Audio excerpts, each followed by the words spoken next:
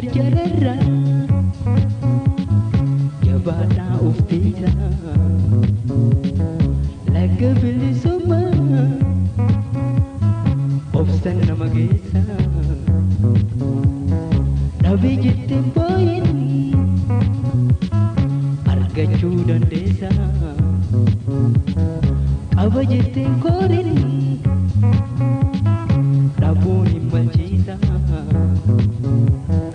namni horii teeysa rabbi jazaa teeysa yeroo kaan oseeysa yeroo kaan gassiisa dhabaan qabaachisa qabaataan dhabsiisa hojii rabbii kenna nama dinqisiisa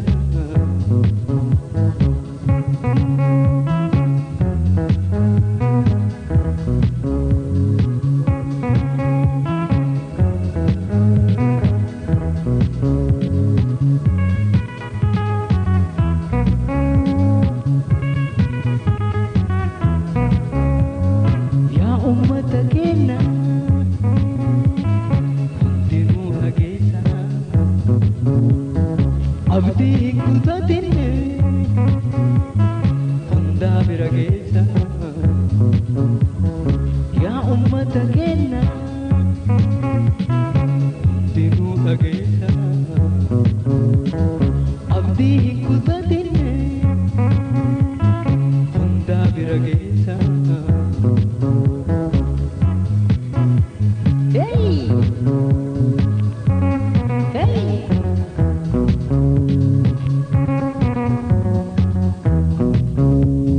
mirga namaan tuynu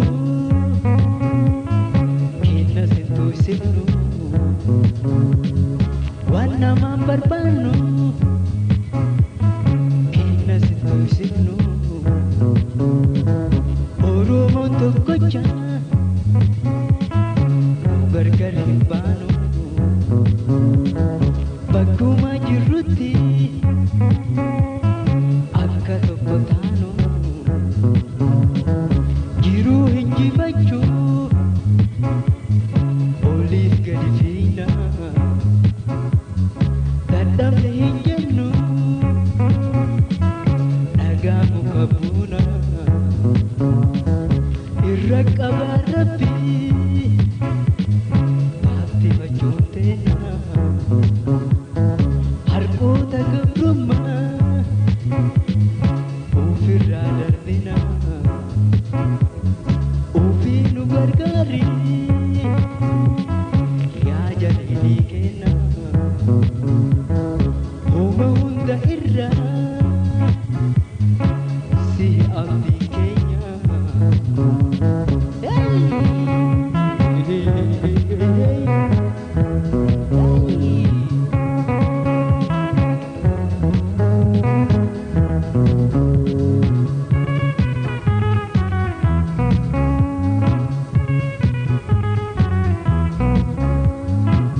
ummata keenya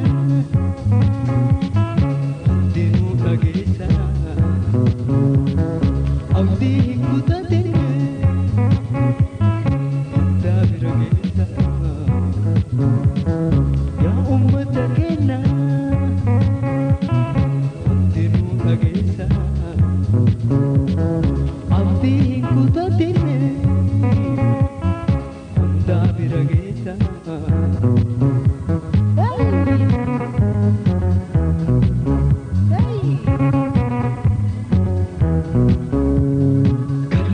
darbii haqaa seenan katabee maqaa warrillee hin booyyine hin aarin hin yaadine awwaalamteeti malee dhugaan hin jirti galee akkanatti hin haftu gaaf tokko bayyuun